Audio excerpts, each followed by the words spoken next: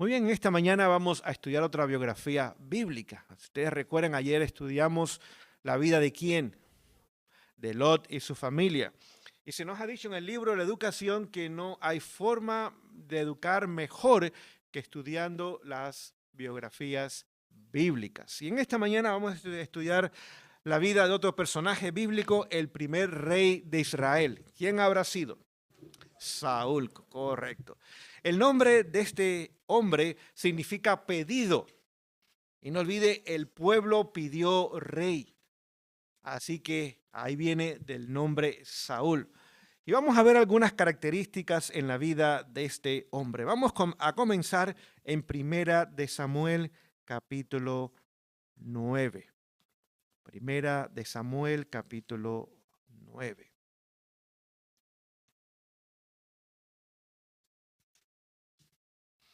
Vamos a leer el versículo 2.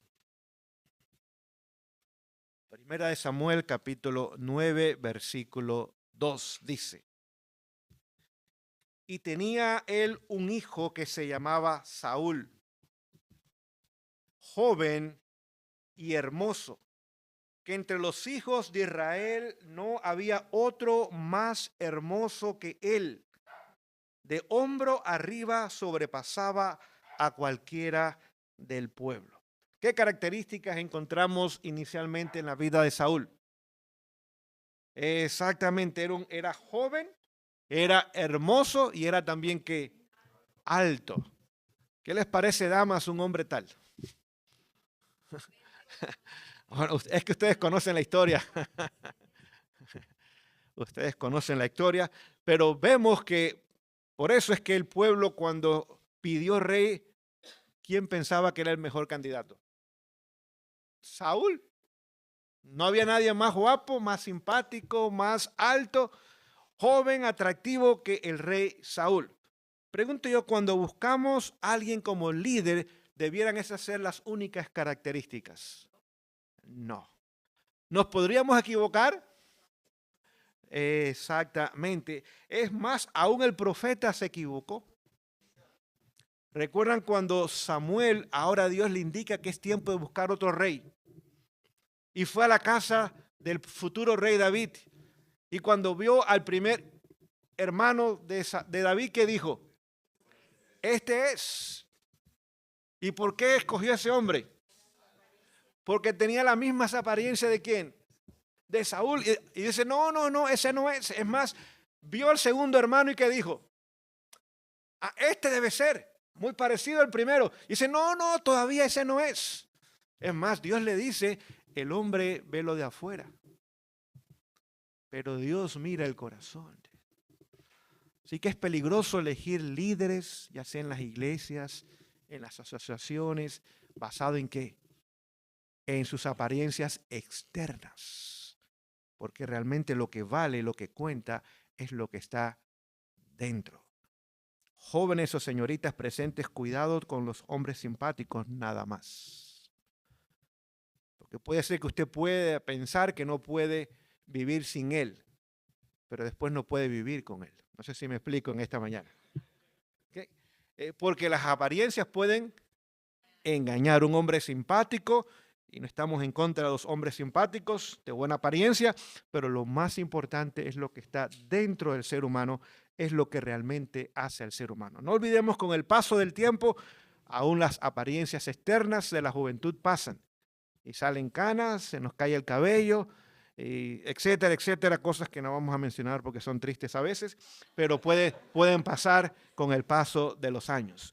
Ahora comenzamos a darnos cuenta de las características externas que tenía este joven. Vamos a ver algo más, capítulo 10, el versículo 24. El mismo libro de Primera de Samuel, capítulo 10, versículo 24. ¿Qué más nos dice?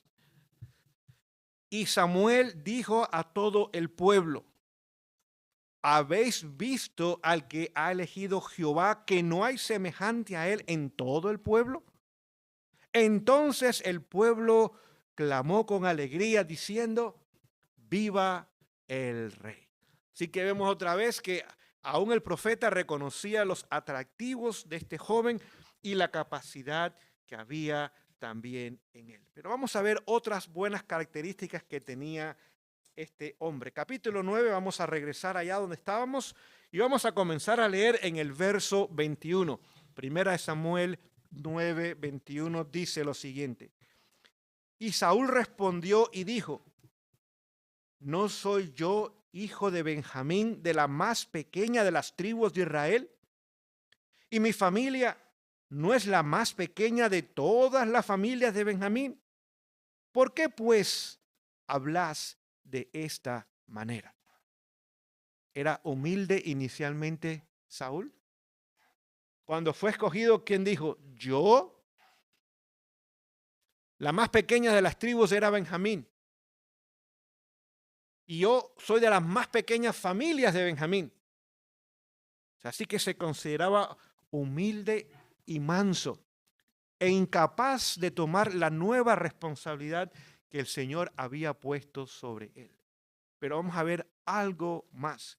Vamos a leer ahora allí en 1 Samuel capítulo 15, el verso 17. 1 Samuel capítulo 15, el verso 17. ¿Qué más nos dice de este hombre? Y dijo Samuel, cuando eras pequeño a tus propios ojos, ¿no fuiste hecho cabeza de las tribus de Israel y Jehová te ungió por rey sobre Israel? Así que inicialmente, ¿qué concepto tenía Saúl de sí mismo?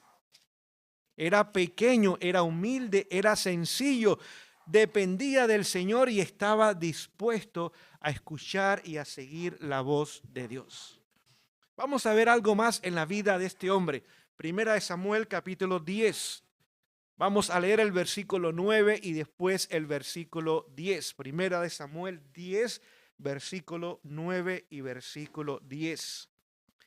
Y sucedió que cuando él volvió la espalda para apartarse de Samuel, le mudó Dios su corazón. En otras palabras, Saúl llegó a ser un hombre convertido. Cambio de corazón, ¿qué significa?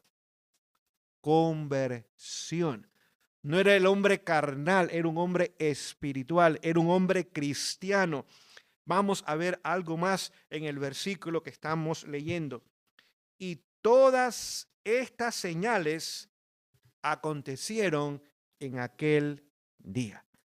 Así que vemos la obra de conversión que tomó lugar en el corazón de este hombre, donde Dios cambió su corazón. Pero hubo algo más aún. Vamos a leer el versículo 10 del mismo capítulo.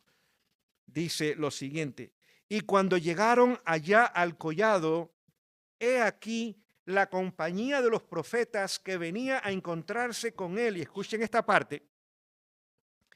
Y el Espíritu de Dios vino sobre él y profetizó entre ellos. ¿Tenía Dios o tenía Saúl el don de profecía? Sí. Humilde, sencillo, no se consideraba capaz para el trabajo. El Espíritu Santo era sobre él, su corazón había sido cambiado y el Espíritu de Dios había venido sobre él de tal forma que era profeta. ¿Piensan ustedes que eso permaneció para siempre? ¿Piensan ustedes que tuvo un buen inicio, un buen comienzo este hombre? Sí. Pregunten esta mañana, ¿hubo cambios en su vida? ¿Debe eso hablar a nosotros? ¿Donde podemos comenzar bien y terminar mal? Porque el concepto del mundo cristiano hoy día, una vez salvo, siempre salvo. Pero no olvide que el ser humano es el que tiene la última palabra, porque la conciencia es tan solo el lugar donde Dios no interviene por su propia decisión. Cada uno necesita tomar su decisión y porque tengamos un buen comienzo, no necesariamente indica que tendremos nosotros, ¿qué cosa? Un final positivo. Pregunto yo, ¿muchos matrimonios no comienzan con bríos y terminan con escalofrío? ¿Sí o no? El día de la boda, muy bonito, el pastel o el mole, lo que consuman la gente en esos lugares, ¿eso indica que van a ser felices para siempre? Y lo mismo sucede en la experiencia cristiana. Porque yo sea bautizado, porque yo sea miembro de la iglesia, porque yo sea llamado a tener una posición, eso no garantiza mi salvación, ni aún una experiencia positiva con Cristo. Las cosas pueden cambiar. Es más, quiero leerles del libro Deseado de toda la gente, una declaración que nos ayuda a entender en forma más completa lo que en esta mañana compartimos con ustedes. Voy a leerles en la página 289.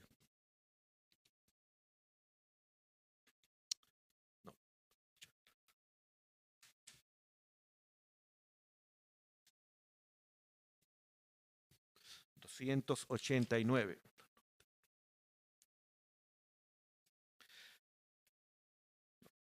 Primero les voy a leer de la 291. Porque quiero que podamos ver el primer paso. A menos que estemos vitalmente, voy a repetir esa palabra, al menos que estemos vitalmente unidos con Dios, no podremos resistir los efectos profanos del amor propio, de la complacencia propia y de la tentación de pecar. Note, no está hablando unión con la iglesia, porque es lo que muchos creen. No está hablando de conocimiento doctrinal o conocimiento intelectual de la verdad. Está hablando de ¿qué? Una relación con Dios. En los días de Jesús, dice este libro, que no había mayor engaño para el pueblo de Israel que pensar que eran descendientes de Abraham y que tenían los oráculos divinos era suficiente para su salvación. Y en nuestros días, dice, subsiste el mismo mal. Pensamos que porque somos parte del remanente o porque somos adventistas del séptimo día o porque conocemos la verdad presente para este tiempo, eso constituye justicia y por sí ya somos salvos. Escuchen esta declaración. Podemos dejar malas costumbres y momentáneamente separarnos de Satanás. ¿No sería eso bueno? ¿Dejar malas costumbres y tomar una separación del enemigo? Sí. Pero si no tenemos una relación vital con Jesús, donde nuestra entrega a Él sea momento tras momento, eventualmente seremos vencidos. ¿Qué relación tenemos que tener con Él? Vital y momento a momento. Sin un conocimiento personal de Cristo y una continua comunión, estamos a merced del enemigo y al fin haremos lo que Él nos ordene. Son declaraciones que nos deben hacer pensar. Pensar porque estamos en este lugar y queremos exaltar la verdad para este tiempo, queridos, conocimiento teórico de la verdad no puede salvar a nadie. Si alguien tiene un mayor conocimiento de la verdad, aunque nosotros, ese es el mismo Satanás. Estuvo en la misma presencia de Dios y sabemos cuántos miles de años o cientos de años estuvo allí. Conoce el santuario de atrás para adelante, ha visto la ley de Dios en el lugar santísimo. Y hoy día es el enemigo de Dios y del ser humano. No piense porque conocemos algo que tiene que ver con el Señor, es suficiente para nuestra salvación. Es más, les voy a leer ahora la página 289. Dice lo siguiente, no es Dios quien ciega los ojos de los hombres y endurece el corazón. En la luz que dirige para corregir nuestros errores, gracias a Dios que está dispuesto a corregir nuestros errores, ¿no es así? Al menos en mi vida aprecio cuando Dios corrige mis errores. No es placentero quizás en el momento, pero es necesario. Y si hoy día algo necesitamos nosotros es corrección divina. Porque nuestras opiniones, criterios y conceptos, aún con buenas intenciones, pueden estar completamente equivocados. Tan solo Dios conoce el corazón, ni usted ni yo conocemos nuestros corazones, porque son malos, perversos y engañosos más que cualquier cosa. Así que su corazón y mi corazón es más engañoso que Satanás. Porque dice que lo más engañoso que hay es el corazón divino. Es más, el mismo corazón de Satanás lo engañó a él. Si usted lee Patriarca y Profeta, el primer capítulo, el origen del mal, dice que Satanás tenía las mejores intenciones y pensaba que podía mejorar el gobierno de Dios. ¿Ya estaba engañado, sí o no? Y bien engañado. Y llegó el momento que reconoció su error. Cristo habló con Satanás y le dijo, mira, si sigues este camino, esto va a pasar. Y le enseñó la historia humana. Las guerras, los desastres, las muertes, las enfermedades, las tragedias, el sufrimiento. Le enseñó, si tú sigues, es lo que va a pasar.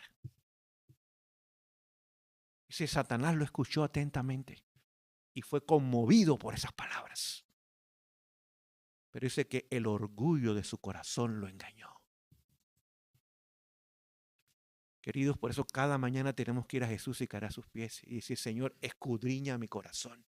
Salmo 139, versículo 23 y 24 dice, Señor, escudriña que mis pensamientos, escudriña mi corazón, y si en mí hay camino de iniquidad y de perversidad, dirígeme por el camino eterno.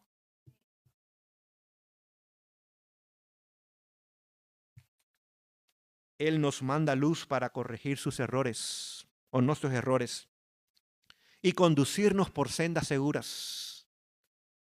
Es por el rechazamiento a la luz como los ojos se ciegan y el corazón se endurece. Cuando Dios nos da luz y no caminamos en ella, la luz continúa siendo luz, pero usted y yo comenzamos a estar en tinieblas. No sé si me explico en esta mañana. La luz nunca deja de ser luz, pero el ser humano escoge un camino diferente y es camino de tinieblas. Si el Señor nos ama y nos llama y aún nos envía luz para corregirnos, queridos, es un privilegio aceptar esa luz. Aún si va en contra de mi cultura, en contra de mi opinión, en contra de mis deseos, en contra de la mayoría y en contra de todo. Si soy el único ser humano en más de 1.800 millones de seres humanos, vale la pena caminar en ese camino. Este camino no es popular, no es para mayorías. Vamos a ver qué le pasó a Saúl pronto.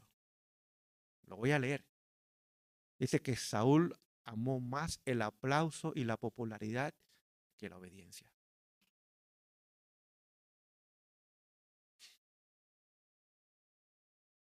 Y nosotros corremos el mismo peligro. Muchas veces cuando el Señor envía mensajes, envía luz, envía información, ¿qué hacemos nosotros? Miramos si otros los van a seguir.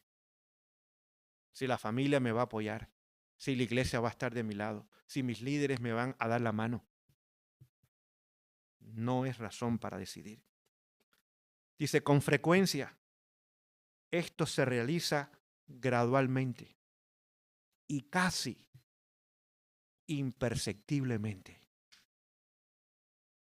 Es gradual y es imperceptible. Por eso cada día tenemos que hacer un inventario de nuestra experiencia personal con el Señor. No es nada más el sábado. Cada día yo necesito decir, Señor, ¿dónde estoy? ¿Qué pasa conmigo? ¿En qué camino estoy? Cada día necesito hacer esa obra. Dice, viene luz al alma por la palabra de Dios, por sus siervos y por la intervención directa de su espíritu. Pero cuando un rayo de luz es despreciado, ¿cuántos rayos de luz? Se produce un embotamiento parcial de las percepciones espirituales. Dios da luz y yo decido qué hacer.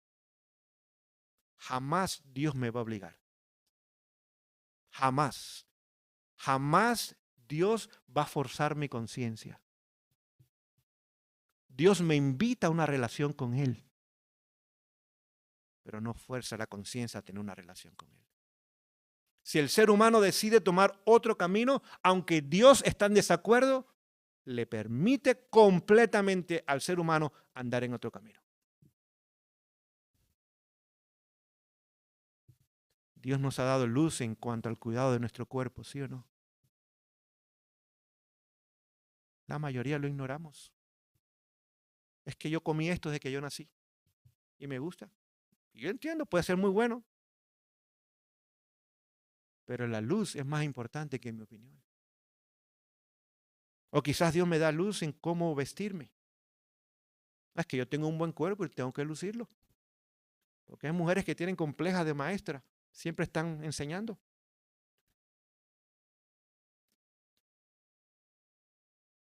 Queridas, ¿usted es embajadora de Satanás o embajadora de Cristo? Porque las bendiciones que el Señor les ha dado es para glorificarlo a Él. Y su cuerpo pertenece a Cristo porque fue comprado en la cruz del Calvario. Y ese cuerpo suyo hermoso eventualmente le va a pertenecer a un hombre y a un hombre nada más. Y usted tiene que ser cuidadosa con las bendiciones y la belleza que el Señor ha puesto en usted. Lo mismo para los hombres. Porque hay hombres que también el Señor los ha hecho hermosos, atractivos. Cuidado. No olvide cómo era Saúl en sus comienzos. Dios nos ha dado luz en muchas áreas. En el entretenimiento, en la música, en el tiempo. Nos ha pedido que seamos gente sencilla, sin joyas, sin cosméticos, sin pinturas, ni en las uñas, ni en los cachetes, pero hacemos nuestra voluntad. Hoy día usted va a nuestras iglesias y es crítica la situación de nuestras iglesias. Y cuando alguien se levanta con un mensaje diferente, lo crucifican también. Aún los que dicen conocer verdad presente, pero está ausente su experiencia con el Señor. No sé cómo podemos a veces vestirnos en la casa de Dios como lo hacemos. Eso profana al Señor. Ese fuego extraño lo que está tomando lugar. Y a propósito, no es tan solo la iglesia donde está la presencia del Señor, donde se ora y hay 2 o 3 reunidos en su nombre, ahí está el Señor. Continúo la lectura de esta mañana. Cada vez que se envía la luz y un rayo es rechazado y despreciado, se discierne menos y menos la voz de Dios. No es la voz del ser humano, esa podemos vivir sin ella, pero no podemos vivir o no debemos vivir sin la voz de Dios. Y cuando el Señor envía luz, sea la que sea, en el área que sea, y yo la rechazo, cada vez escucho menos que vos. ¿Será peligroso dejar escuchar la voz de Dios? Sí. Pregunto yo, ¿hubo un momento que Saúl se quiso arrepentir? ¿Buscó al Señor? ¿Lo encontró? No. Y eso le va a pasar a muchos adventistas del séptimo día que hoy están caminando en su propio camino. Pero porque van el sábado a la misma iglesia y es la iglesia correcta, con el mensaje correcto, piensan que van para el cielo. Y llegará el momento que van a buscar la voz de Dios y no va a haber voz para ellos. Es más, Saúl cayó en la mano del espiritismo. Y a muchos le va a pasar lo mismo. Termina diciendo, así aumentan las tinieblas hasta que el alma queda en la noche. Queridos, esto es serio. Esto es serio. Esto es para realmente meditar y pensar y decir, Señor, ¿qué está pasando en mi vida? Vamos a ver algo más en la vida de este hombre. 2:89, la última que leí, 2:91, la primera que leí. ¿Okay? ¿Recuerdan ustedes la parábola que dio Jesús en Mateo capítulo 12? versículo 43 al 45, allí menciona que un hombre tenía un demonio y el demonio es echado.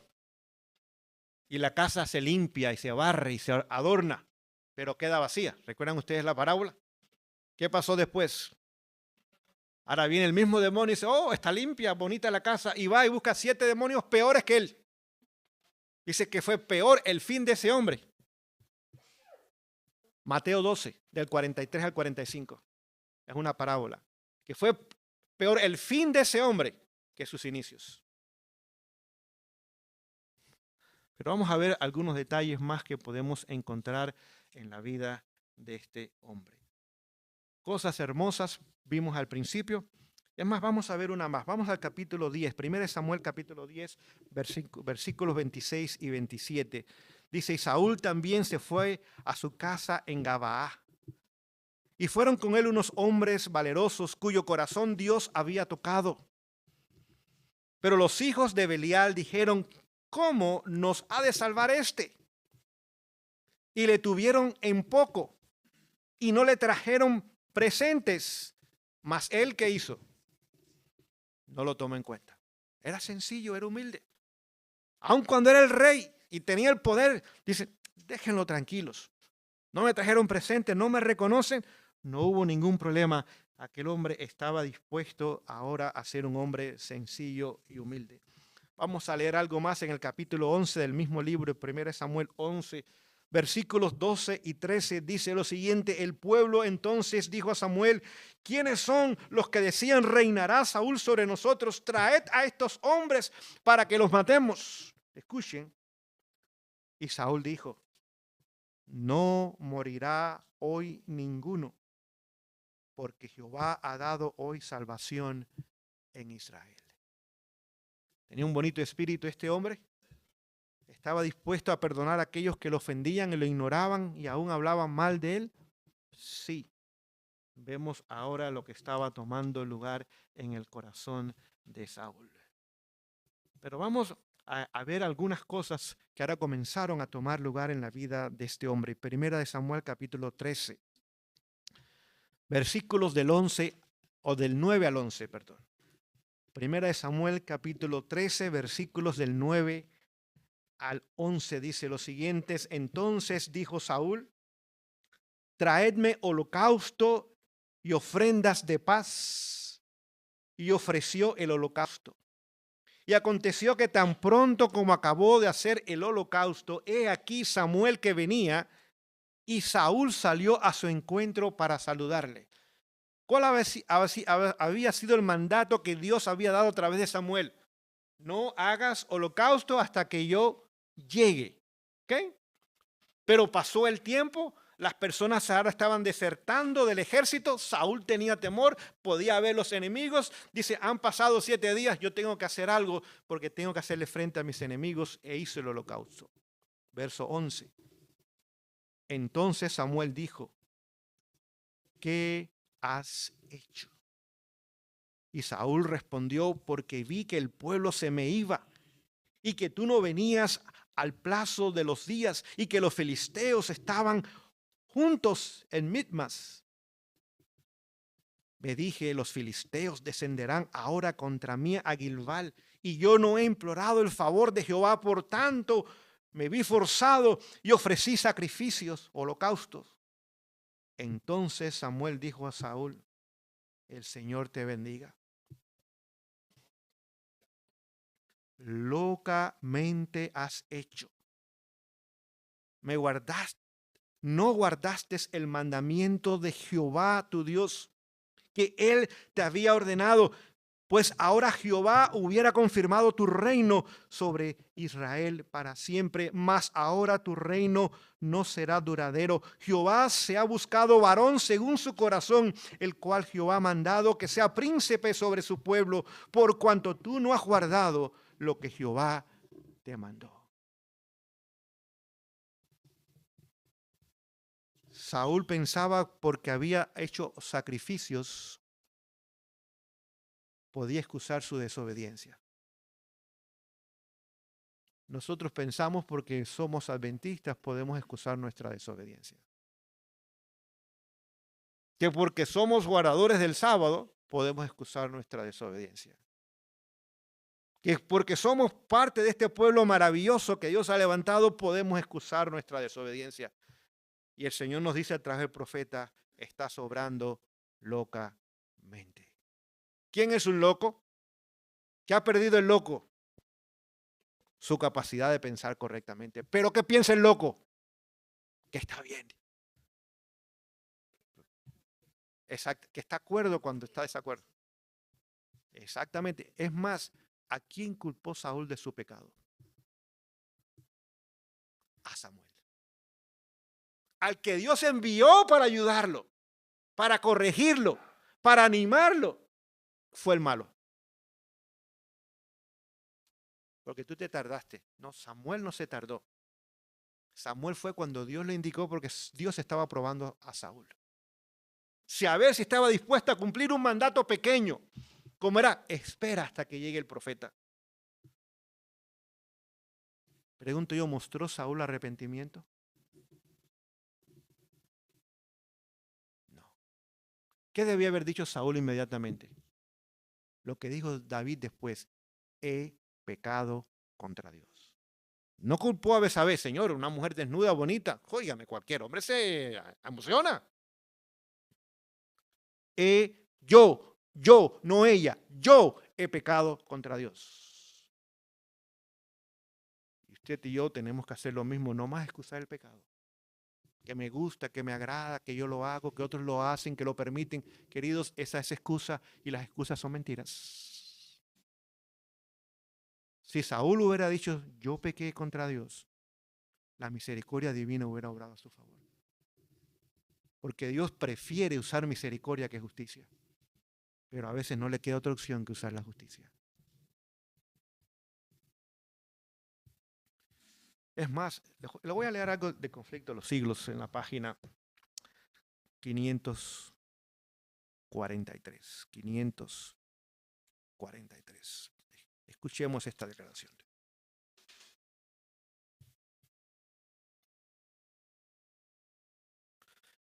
De los defectos de carácter se vale Satanás para intentar dominar toda la mente. Y sabe muy bien que si se conserva estos defectos, logrará su propósito. ¿Qué está diciendo esta declaración? O por la gracia de Dios yo venzo el pecado o el pecado me vence a mí. No hay otra. Mal genio, mal carácter, impaciencias, intemperancias, enojos, envidia, cualquiera que sea el defecto. Si yo no lo venzo al pecado, el pecado me vence a mí. Y lo vamos a ver en la vida de Saúl. De aquí que trate Satanás constantemente de engañar a los discípulos de Cristo con la falsa sofisma que es imposible vencer el pecado. ¿Saben ustedes que este es el concepto que predomina en nuestra iglesia hoy día, que es imposible la victoria sobre el pecado? Que hasta que Jesús venga es cuando me va a cambiar. Que cuando Él venga ese día va a sacar una varita mágica allá en las nubes de los cielos y me va a tocar y voy a ser santo.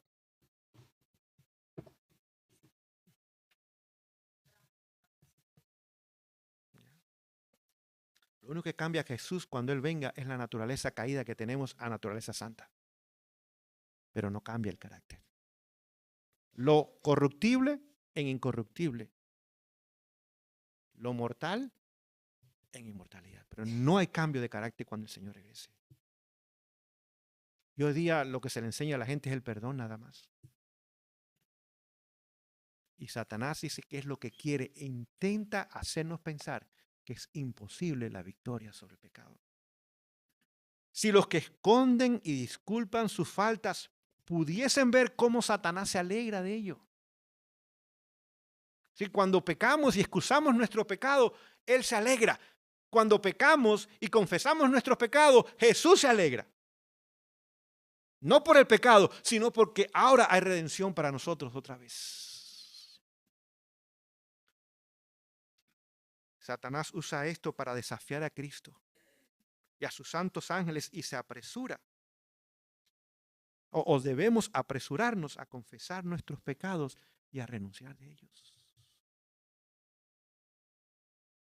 Vemos que este hombre lamentablemente no fue lo que tomó lugar en su vida, sino que ahora confesó, en vez de confesar su pecado, justificó su pecado y culpó a otro de su pecado. ¿No es lo que sucede en casa? Cuando yo me enojo, ¿qué digo? A mi esposa me hizo enojar. Ella es la culpable. Querido, yo soy el que me enojé.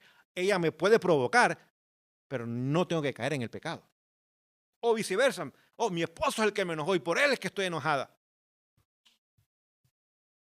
Nunca hay excusa para el pecado, pero siempre hay solución para el pecado. Pero tenemos que reconocer lo que está pasando en nuestra vida. Por eso es importante permanecer en Jesús cada mañana cuando vamos a Él en la comunión. Dice que a través de la contemplación somos transformados.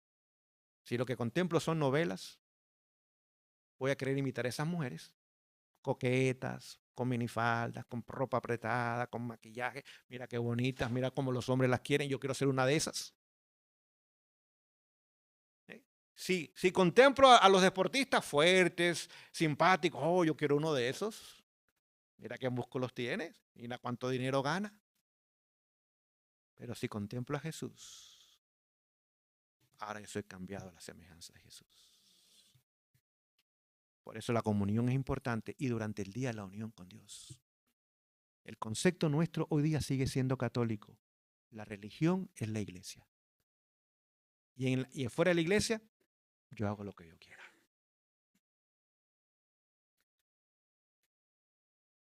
¿Qué más tomó lugar en la vida de este hombre? Vamos a ver algo más que tomó lugar en la vida de este hombre. Vamos a 1 de Samuel, donde estamos, capítulo 15. 1 de Samuel, capítulo 15, versículo 7 en adelante. Ya nos quedan 6 minutos para terminar. 1 de Samuel 15, del 7 en adelante, dice lo siguiente. Y Saúl hirió a Amalec desde Ávila hasta llegar a Shur, que está a la frontera de Egipto. Y tomó vivo a Gad, rey de Amalec, mas a todo el pueblo mató a filo de espada. Y Saúl y el pueblo perdonaron a Gad y a lo mejor de las ovejas y el ganado mayor y los gruesos y los carneros y todo lo bueno, y no lo quisieron destruir, pero todo lo que era vil, flaco, destruyeron. Y vino palabra de Jehová. ¿No nos agrada esa frase? Vino palabra de Jehová a Samuel. Gracias a Dios por esa palabra y gracias a Dios que los profetas aceptan la palabra y la comparten con el pueblo diciendo: me pesa haber puesto por rey a Saúl, porque se ha vuelto de en pos de mí. Pregunto yo, ¿Dios había cambiado el corazón de Saúl? ¿Lo leímos? ¿Y ahora qué dice Dios de Saúl? Le dio la espalda. Sí, queridos, esto es serio. Esto es solemne. Dios está dando la opinión de este hombre. No soy yo, no era Samuel. Se ha vuelto en pos de mí y no ha cumplido, ¿qué cosa? Mis palabras. Y se apesadumbró Samuel y clamó a Jehová toda aquella noche. Madrugó luego Samuel para ir a encontrar a Saúl por la mañana y fue dado aviso a Saúl diciendo a Samuel: Saúl ha venido al Carmelo, he aquí se ha levantado un monumento. Y dando la vuelta pasó y descendió a Gilgal. Vino pues Saúl a Samuel a Saúl y Saúl le dijo: bendito sea tú de Jehová, yo he cumplido la palabra de Jehová. ¿Había arrepentimiento en Saúl o había excusa? ¿Había cumplido parcialmente Saúl la orden de Dios? ¿Obediencia parcial a la vista de Dios es obediencia completa?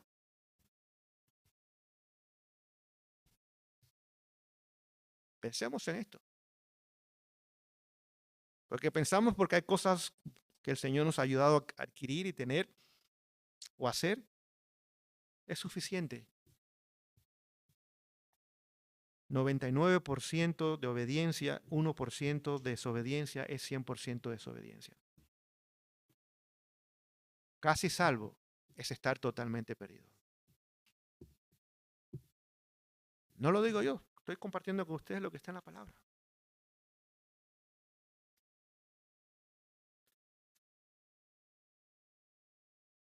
Entonces Samuel dijo, pues qué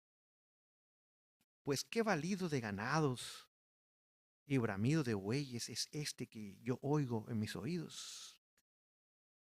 Y Samuel respondió de Amalec y Saúl respondió de Amalec los ha traído porque el pueblo perdonó a lo mejor de las ovejas y de las vacas para sacrificarlas a Jehová tu Dios, pero lo demás lo destruimos. ¿A quién culpó Saúl? ¿A quién culpó inicialmente? A Samuel. ¿Y ahora a quién culpa? Al pueblo. ¿Había cambiado Saúl? No, no. Dice aquí el texto que Samuel toda la noche estuvo llorando por quién? Por Saúl. ¿Saben ustedes que la señora White pasó noches llorando por John Harvey Kellogg? Era su hijo de crianza. Vivió con ellos, es decir, con los esposos White, como uno de sus hijos. Ellos tuvieron 4 hijos, 2 murieron en la niñez, tan solo 2 llegaron a ser adultos. Y Kellogg venía de una familia de 13 hijos, familia grande. Él era el último de ellos, a propósito, de una familia pobre, y ellos vieron el potencial que había en este joven y lo llevaron a su casa. Le pagaron sus estudios. Bueno, medicina le tomó 6 meses a aquel ser médico. 6 meses, y era suficiente. Hoy día las escuelas médicas es un negocio. Endeudan los hombres por años y años. Y simplemente les enseñan a dar químicos.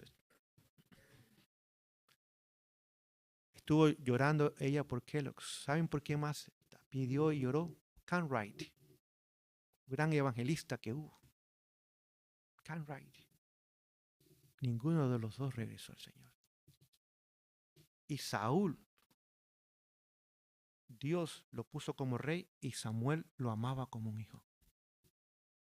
Y estuvo llorando por él. Lamentablemente no pasó nada en la vida de este joven.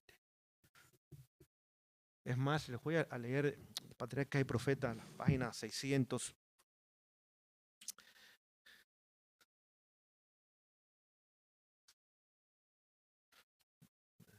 Déjenme, tengo que dejar esto porque ya el tiempo ha terminado, pero quiero leerles 703. No podemos ir a las 600. 703. Vamos a ir a las 703. Patriarca y Profeta, si usted quiere la referencia.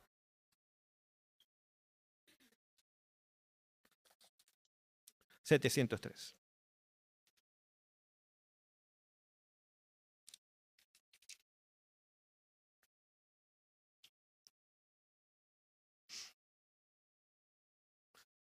Dice, el demonio de los celos entró en el corazón del rey. Uno de los mayores defectos de carácter de Saúl era su amor al favor público y al aplauso público. No queremos que la gente nos reconozcan por nuestros dones y talentos. No queremos premios, aplausos, reconocimientos. Un demonio había entrado en el corazón de Saúl. Muchas veces tomamos decisiones basadas en la votación. Querido, la cristiandad no es democracia, es teocracia. No sé si me explico en esta mañana. No es lo que la mayoría piensa o cree o vota. Es lo que Dios ha dicho. La gente me dice, no, yo uso un anillo de matrimonio porque la iglesia lo aprobó. ¿Y desde cuándo la iglesia decide lo que yo creo? Bueno, si yo soy católico, sí. Porque los católicos deciden o viven de acuerdo a lo que la iglesia enseña. No, que están en el manual de iglesia, está añadido. Yo entiendo eso, pero que Dios ha dicho. No, que yo me pongo un poquito de pintura porque si no me veo muy pálida. ¿Desde cuándo eso cuenta? Yo conozco el caso de una señora que su niño estaba enfermo y lo llevó al médico. ¿Saben lo que le dijo el médico? No, ese niño necesita comer carne porque está anémico. Y comenzó a darle carne. Esa persona hoy día no forma parte del pueblo de Dios. Se divorció de su esposo y se fue con otro hombre. No estamos hablando de cosas livianas. Estamos hablando de cosas que nos deben hacer pensar. Ningún hombre está seguro cuando vive para agradar a otro hombre. Puede ser la esposa, puede ser el esposo, pueden ser los hijos, porque hay muchos padres alcahuetes. Hay muchos padres que permiten cosas en sus hogares de sus hijos que Dios no permitiría. Pero tienen temor, porque va a haber una lucha. Esos niños se van a rebelar, o ese joven se va a rebelar, y decir, no, yo quiero hacer lo que yo quiero hacer. Y hay una lucha, y hay padres que tiran la toalla. Tenemos que entender que ningún hombre está seguro cuando vive para agradar a otro hombre. Y no busca, primeramente, la opinión de Dios y estima su palabra. Aquí está hablando de Saúl a propósito. No está hablando de otra persona. Quizás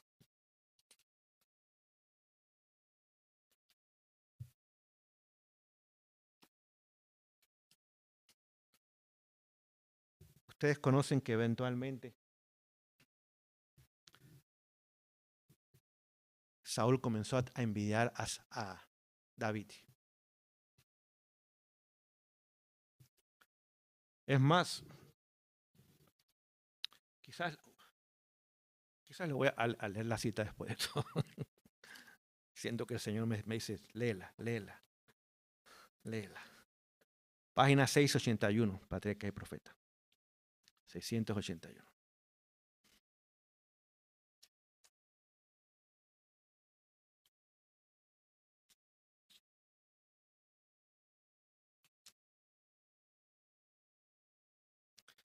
La victoria contra los amalecitas fue la más brillante victoria que jamás ganara Saúl.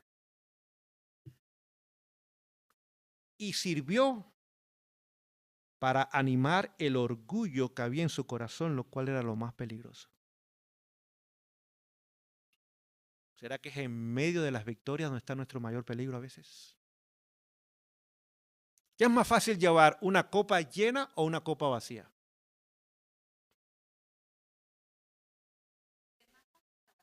La vacía, porque no importa si usted la pone boca abajo, no pasa nada. ¿Cuál es la copa difícil de llevar? La que está rebosando. Y es en medio de las victorias donde a veces el enemigo está escondido para atacarnos. Cuando llegamos al clímax, cuando llegamos a la cima, cuidado. El edicto divino que condenaba a los enemigos de Dios a la destrucción total no fue simplemente cumplido, sino parcialmente cumplido. Mas cuando se da el primer paso en el sendero de la transgresión, el camino del pecado se hace fácil. Oh, queridos. Oh, queridos. Oh, yeah.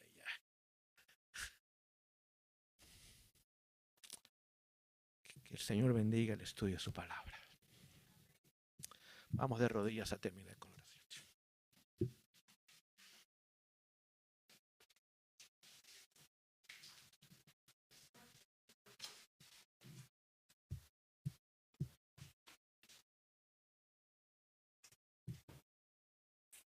Oh Dios, en esta mañana Queremos darte gracias por el estudio de tu palabra. Señor, la vida de un hombre que fue eminente en sus días, que ocupó la posición más alta del pueblo. Físicamente era atractivo, fuerte, hermoso, joven.